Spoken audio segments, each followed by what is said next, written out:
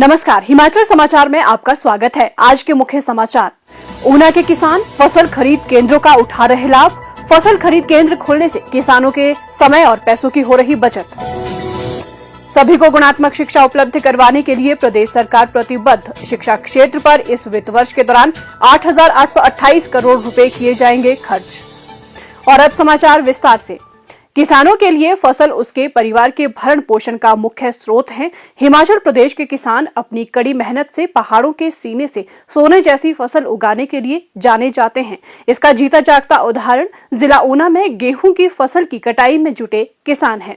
किसानों की ये मेहनत रंग लाए, इसलिए सरकार के दिशा निर्देशों के अनुसार गेहूं खरीद केंद्रों पर फसल की खरीद भी शुरू कर दी गई है। सरकार द्वारा किसानों से गेहूं की खरीद के लिए ऑनलाइन सुविधा उपलब्ध करवाई गई है, जिसके माध्यम से किसान hpapp.nic.in ऑनलाइन पोर्टल पर अपना पंजीकरण करवाकर टोकन की बुकिंग के समय जारी की गई टोकन तिथि को ही अपनी फसल बेच रहे हैं। बिक्री की गई फसल की राशि सरकार सीधे तौर पर 24 से 48 घंटों के भीतर किसानों के खाते में भेज रही है। जिला के रामपुर और टकारला में गेहूं खरीद केंद्र खोलने से किसानों को अपनी तैयार फसलों को बिक्री के लिए पड़ोसी राज्यों का रुख नहीं करना पड़ रहा और साथ ही किसानों को बिचौलियों से राहत मिली है। रामपुर और टकारला केंद्रों में गेहूं फसल की खरीद अप्रैल माह के दूसरे सप्ताह से शुरू हो चुकी है। किसान इन केंद्रों में प्रदेश सरकार द्वारा निर्धारित न्यूनतम समर्थन मूल्य 2,125 रुपए प्रति क्विंटल की दर से अपनी फसल को आसानी से बेच रहे हैं। हिमाचल सरकार ने बहुत वधिया सहूलत दी है। 125 रुपए रेट बहुत वधिया, नहीं तो पंजाब दी मंडियां बड़ी तंगी हुंदी सी, सानू तंग करते थे आड़ती। पैसे की भी कोई दिक्कत नहीं, इत्थे कोई टेंशन वाली गल नहीं है। तो बाकी किसानों को भी कहना चाहता कि साडे इत्थे जो सरकार ने सानू फैसिलिटी मंडी दी है, इत्थे सारे किसान इत्थे सारे किसान तो बहुत वधिया है।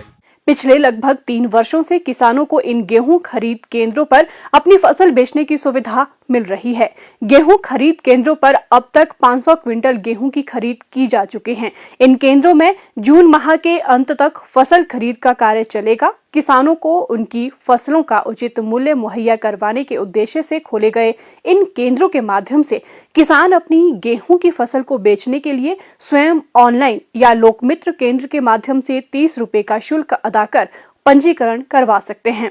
खरीद केंद्रों पर गेहूं को सुखाकर लाएं। गेहूं में नमी 12% से कम होनी चाहिए। टक्का गांव के किसान ब्रिजमोहन 160 कनाल पर गेहूं की पैदावार कर रहे हैं।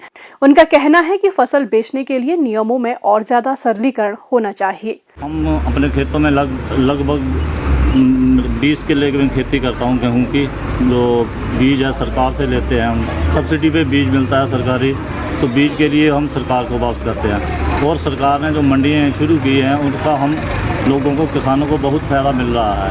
पहले हमें पंजाब की तरफ जाना पड़ता था गेहूँ लेके, बिचौलियों को गाँव में ऐसे मंदे रेटों में बेचनी पड़ती थी। अब हमारी जो सीधी सरकार खरीद कर लेती है गेहूँ, उसका हमें बहुत लाभ मिल रहा है, क्योंकि पैसा भी सीधा खाते में आ जाता है, किसी से पीछे घूमना नहीं पड़ता है।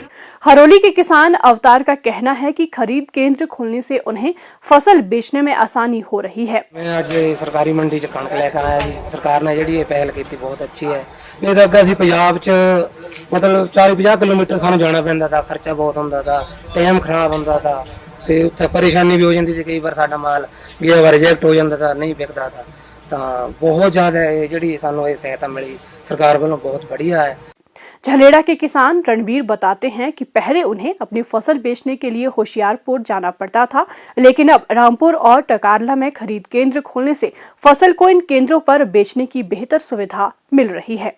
उन्होंने बताया कि सरकार द्वारा गेहूं की कटाई के लिए उपदान पर रिपर प्रदान किए गए हैं, जिसके लिए उन्होंने प्रदेश सरकार का आभार व्यक्त किया है। रामपुर में मंडी खोल दी है सरकार ने, एक टकारला में खोल दिया। पहले हमें होशियारपुर जाना पड़ता था देने के लिए कणक, तो बहुत दिक्कत होती थी। और सरकार ने जो रेट तय किया है 2125 रुपये, बहुत बढ़िया किया है, उसका भी धन्यवाद। प्रदेश में सभी को गुणात्मक शिक्षा उपलब्ध करवाने के लिए मुख्यमंत्री ठाकुर सुखविंदर सिंह सुक्खू की अगुवाई वाली प्रदेश सरकार प्रतिबद्ध है। इस महत्वपूर्ण क्षेत्र पर इस वित्त वर्ष के दौरान 8,828 करोड़ रुपए खर्च किए जाएंगे। पेश है एक रिपोर्ट। शिक्षा क्षेत्र में बहुआयामी बदलाव के साथ सुख की सरकार लाई है युवाओं के लिए अवसर अपार। प्रदेश में सभी को गुणात्मक शिक्षा उपलब्ध करवाने के लिए मुख्यमंत्री ठाकुर सुखविंदर सिंह सुक्खू की अगुवाई वाली प्रदेश सरकार प्रतिबद्ध है। इस महत्वपूर्ण क्षेत्र पर इस वित्त वर्ष के दौरान 8,828 करोड़ रुपए खर्च किए जाएंगे। प्रदेश के प्रत्येक विधानसभा क्षेत्र में Rajiv Gandhi government model day boarding school खोले जा रहे हैं। इनमें प्री प्राइमरी से लेकर 12वीं तक की शिक्षा सुविधा के साथ सभी प्रकार की इंडोर एवं आउटडोर खेल सुविधाएं प्रदान की जाएगी। जहां पानी की समुचित उपलब्धता होगी वहां स्विमिंग पूल का भी प्रावधान किया जाएगा। इस योजना के कार्यान्वयन के लिए हमारी सरकार चरणबद्ध योजना के तहत 300 करोड़ रुपया व्यय करेगी। बच्चों को राष्ट्रीय और राज्य स्तरीय प्रतियोगी परीक्षाओं की तैयारी के लिए नेशनल डिजिटल लाइब्रेरी की सुविधा तथा पुस्तकालय निर्मित किए जाएंगे। बच्चों को व्यावसायिक शिक्षा प्रदान कर उनके हुनर को तराशा जाएगा।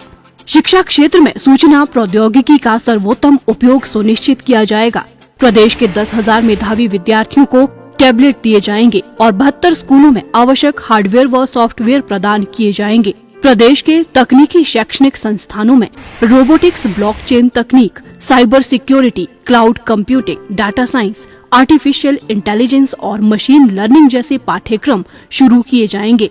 ड्रोन क्षेत्र में बढ़ती संभावनाओं को देखते हुए प्रदेश के 11 औद्योगिक प्रशिक्षण संस्थानों में चरणबद्ध तरीके से ड्रोन सर्विस टेक्नीशियन कोर्स शुरू किए जाएंगे। सुख की सरकार लाई है युवाओं के लिए अवसर अपार। हिमाचल समाचार देखने के लिए सब्सक्राइब करें YouTube channel information and public relations department HP।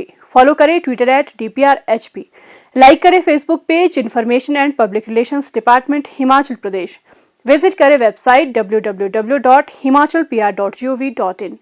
इस अंक में इतना ही। कल फिर होगी मुलाकात। दीजिए इजाजत। नमस्कार।